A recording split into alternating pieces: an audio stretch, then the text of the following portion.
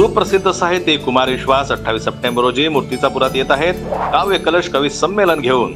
सोबतच हिंदी साहित्यातील प्रसिद्ध कवी रमेश मुस्कान, रामबाबू, भुवन मोहिनी, चंदन राय यांची उपस्थिती राहणार आहे। प्रवेश निशुल्क।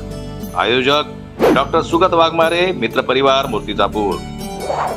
स्थळ लाल शाळा मैदान, शिवाजीनगर, मूर्तिजापूर। वेळ सायंकाळी 5 वाजता। परिवारासह आपण सर्व आमंत्रित आहात।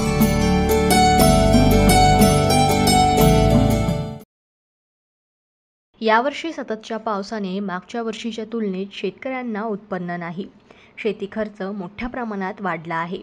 यावर्षी कधी नव्हे ते शेतकऱ्यांचे नुकसान झाले आहे।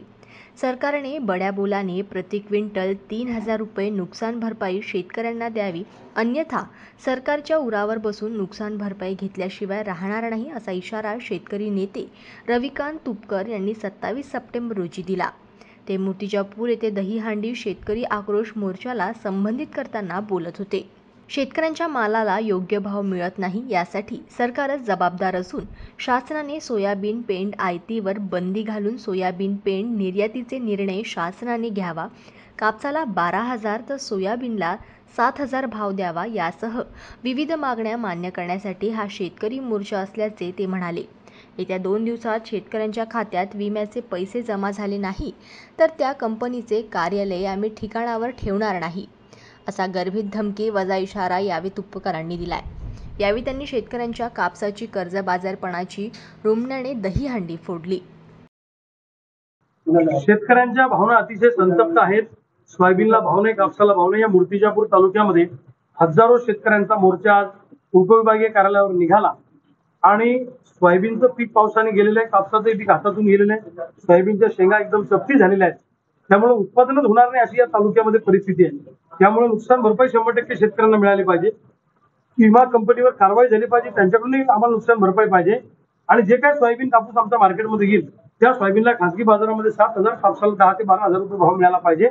महाराष्ट्रातला शेतकरी कर्जमुक्त झाला पाहिजे, अशा अनेक मागण्या घेऊन हा मोर्चा या ठिकाणी निघाला आणि प्रचंड संतप्त भावना शेतकऱ्यांनी या मोर्चामध्ये व्यक्त केल्या। सरकारने जर का निर्णय घेतला नाही तर आज आम्ही इथं दहीहंडी फोडली। या मोर्चामध्ये शेतकऱ्यांची दहीहंडी, ही दहीहंडी आम्ही मुख्यमंत्र्यांच्या वर्षा बंगल्यासमोर फोडू जर सरकारने ऐकलं नाही।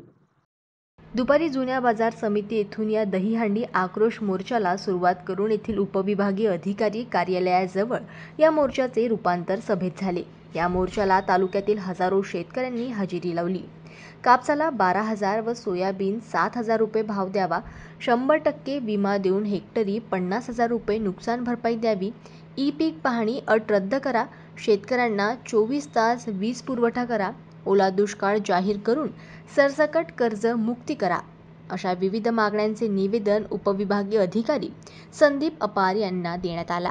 यावेळी अमरावती, बीड, पातूर, कारंजा, वाशिम येथील शेतकरी नेते उपस्थित होते। यावेळी गजानन अहमदाबादकर, डॉक्टर श्रीकांत तिडके, चंद्रशेखर गवळी यांनाही शेतकऱ्यांशी हितगुज केली। जनमत लाईव्ह न्यूज करिता अकोलामधून संजय उमक यांची रिपोर्ट।